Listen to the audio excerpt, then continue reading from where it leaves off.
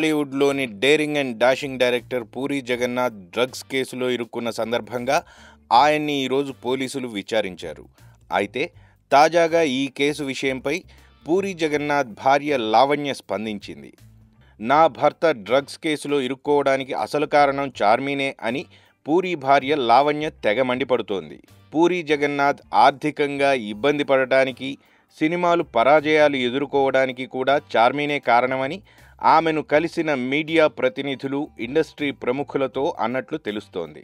చార్మీకి పలు డ్రగ్స్ ముఠాలతో సంబంధాలు ఉన్నాయని, వారి ద్వారానే ఈ బిజినెస్ను టాలీవుడ్లో విస్తరించిందని లావణ్య ఆరోపిస్తున్నట్లు సమాచారం.